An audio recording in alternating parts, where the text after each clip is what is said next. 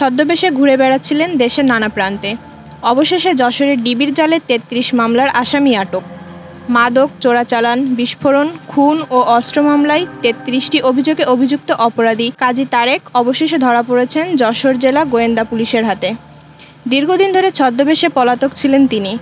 দেশের বিভিন্ন প্রান্তে আত্মগোপনে থাকলেও শেষ পর্যন্ত তাকে আটক করে গোয়েন্দা পুলিশ। আটককৃত তারেক শঙ্করপুর পশু হাসপাতালের পেছনে মৃত পিয়ারু কাজীর ছেলে। যশোরের অতিরিক্ত পুলিশ সুপার নূরে আলম সিদ্দিকী বলেন, সন্ত্রাসী, চাঁদাবাজ, মাদক ব্যবসায়ী, অবৈধ অস্ত্রধারীদের বিরুদ্ধে বিভিন্ন সময়ে অভিযান পরিচালনা করে আসছে।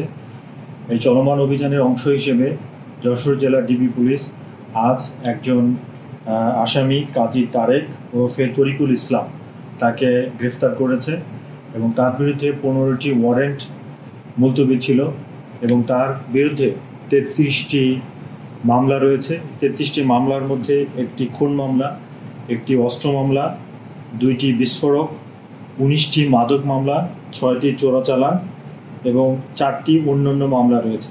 তো তাকে গ্রেফতার করে আমরা তাকে আদালতে সুপর্দ করছি এবং আপনাদেরকে মাধ্যমে আমরা জানাতে চাই যে আমাদের এই চলমান যে অভিযান কার্যক্রম সেটি পরিচালিত হবে এবং যে কোনো সন্ত্রাসী, চাঁদাবাজ এবং অন্যান্য অপরাধের সাথে সংশ্লিষ্ট যারা তাদেরকে গ্রেফতার করে আইনের হাতে সুপর্দ করা হবে।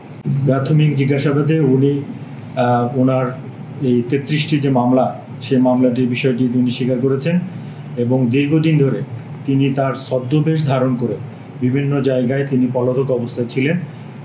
এই গোপন সংবাদের ভিত্তিতে আমরা তাকে গ্রেফতার করতে সক্ষম হয়েছি। কাজী তারেক চলতি বছরের জানুয়ারিতে ভাইপো রাকিবকে গুলি করে হত্যা চেষ্টার মামলায় অভিযুক্ত। ওই ঘটনা কোতোয়ালি থানা তার বিরুদ্ধে মামলা দায়ের করা হয়। তবে রাকিব হত্যা চেষ্টার ঘটনাটি ছিল তারেকের বহুমাত্রিক অপরাধ জগতের কেবল একটি অংশ। গ্রেপ্তারের পর কাজী তারেককে আদালতে সোপর্দ করা হয়েছে। শিরিন সেতু, রাত-দিন নিউজ, যশোর।